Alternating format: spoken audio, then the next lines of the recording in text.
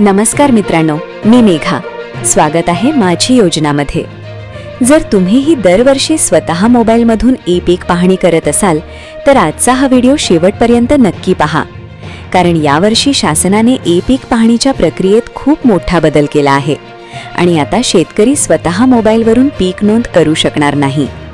मग आता पीक पाहणी कोण करणार? शेतकऱ्यांनी काय करायचं? काही शुल्क द्यावं लागणार का? आणि चूक झाली तर दुरुस्ती कशी होणार?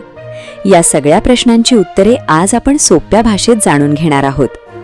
मित्रांनो, मागील काही वर्षांपासून शासनाने माझी 7/12 माझी जबाबदारी, मीच नोंदवणार माझा पीक पेरा हा उपक्रम सुरू केला होता. त्यानुसार प्रत्येक शेतकरी स्वतःच्या मोबाईलवरून आपल्या शेतातील पिकाची नोंद करत होता.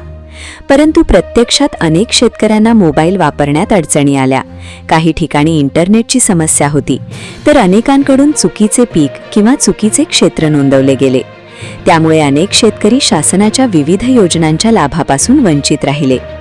याच अडचणी लक्षात घेऊन शासनाने यावर्षी ई-पीक पाहणीची संपूर्ण प्रक्रिया बदलण्याचा निर्णय घेतला आहे. आता सर्वात महत्त्वाची गोष्ट, यावर्षी शेतकरी स्वतः ई-पीक पाहणी करू शकणार नाही. होय, आता गावागावात शासनाकडून विशेष पीक पाहणी सहाय्यक नेमले जाणार आहेत आणि तेच प्रत्येक शेतात जाऊन प्रत्यक्ष पाहणी करून पिकाची नोंद करतील. एका गावात खातेदारांची संख्या जास्त असेल तर त्यानुसार एकापेक्षा अधिक सहाय्यक नियुक्त केले जातील. म्हणजेच प्रत्येक शेतकऱ्याच्या शेताची पाहणी करण्याची जबाबदारी आता या सहाय्यकांवर असेल. हे सहाय्यक थेट शेतामध्ये येतील. जे पीक प्रत्यक्ष दिसेल त्याच पिकाची आणि त्या क्षेत्राची मोबाईलवर नोंद करतील. त्यामुळे चुकीच्या नोंदी होण्याची शक्यता खूप कमी होणार आहे. आता अनेकांचा प्रश्न असेल, शेतकरी त्यावेळी शेतात उपस्थित असणे आवश्यक आहे का? याचे उत्तर आहे नाही. शेतकरी नसला तरीही सहाय्यक पीक पाहणी करू शकतो.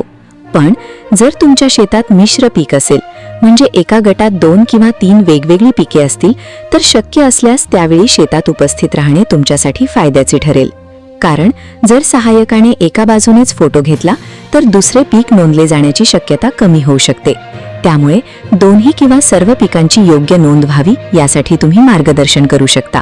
आता आणखी एक महत्त्वाचा प्रश्न, सहाय्यकाला काही पैसे द्यावे लागतील का? उत्तर आहे बिलकुल नाही.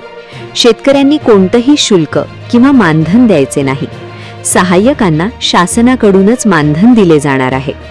जर एका गटात एकच पीक असेल तर त्यानुसार मानधन मिळेल आणि मिश्र पीक असल्यास त्यानुसार वेगळे मानधन शासनाकडूनच दिले जाईल.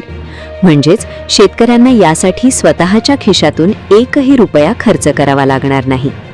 आता समजा पीक पाहणी झाल्यानंतर तुमच्या 7/12 चुकीची नोंद झाली तर काय?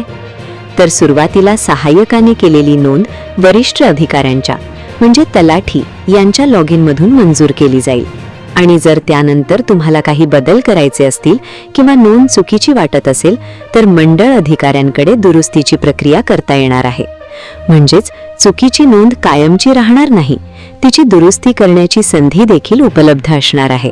तर मित्रांनो, यावर्षी ई-पीक पाहणीसाठी स्वतः मोबाईलवरून नोंद करण्याची गरज नाही. शासनाने नियुक्त केलेले सहाय्यकच प्रत्यक्ष शेतात येऊन तुमच्या पिकाची नोंद करतील. तुमच्याकडे मिश्र पीक असल्यास शक्यतो शेतात उपस्थित राहा आणि योग्य माहिती सहाय्यकाला द्या, म्हणजे भविष्यात कोणतीही अडचण येणार नाही. ही माहिती तुम्हाला उपयुक्त वाटली असेल तर व्हिडिओला एक लाईक नक्की करा आणि अशाच शेतीविषयक अपडेट्स पाहण्यासाठी माझी योजना यूट्यूब चॅनलला सबस्क्राईब करा. मी मेघा, भेटूया पुढच्या एका नवीन आणि महत्त्वाच्या माहितीसह. धन्यवाद.